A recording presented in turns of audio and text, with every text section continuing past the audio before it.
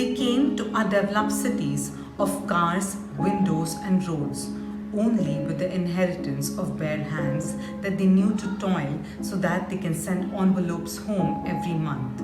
One night on 24th March this year, the Prime Minister announced a lockdown with just a few hours' notice, and they became jobless and homeless.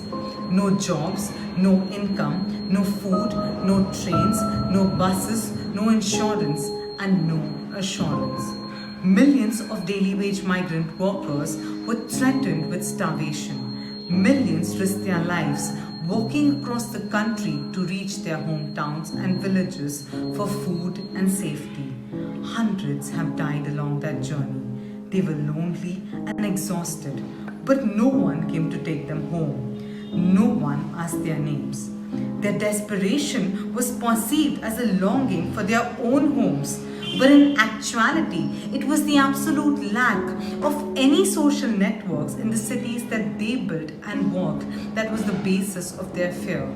It prompted and pushed them to brave police violence and torturous journeys on foot.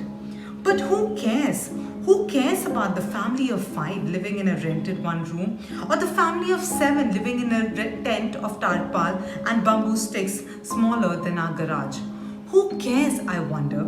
The PM Cares Fund, the government, the opposition, the corporates, or the obedient classes applauding and lighting lamps on their balconies? Strange how their numbers matter only 2 times, during elections and while counting deaths. This time, our government even missed the second one. But who cares for the lives that were marooned? The COVID-19 induced lockdown posed an important question before us as to why despite possessing the constitutional right to work and live across the country, the lack of city-based domicile documents left them excluded from being even recognized as urban residents and citizens during the pandemic. Why were they disenfranchised of their rights as workers and citizens? We wake up with days with only minor adjustments of routine, and we silently and blindly watch them slip into shards of poverty and negligence.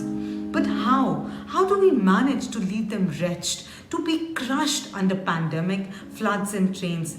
I wonder how. How did we forget about the person who scrubs every corner of our house and settles the creases of our linen blouses? How do we forget about the person who pedals our rickshaw and the one who works day in and day out constructing the building we live in? Oh, and how? How do we forget the ones we view as unclean, with their informal settlements in the city being perceived as making our perfect middle-class neighborhoods dirty? The same ones who we view with suspicion as outsiders and workers. Unfortunately, the predicament they faced during the lockdown was not new. It had only compounded in the aftermath of the restrictions. What needs to be acknowledged here and right now is that their social marginalization in the cities is a direct result of their inability to pervade public consciousness as equal citizens. They are merely viewed as commodity of labor. The deep cracks which run behind the making of a globally networked city space have erupted in a manner which cannot be ignored.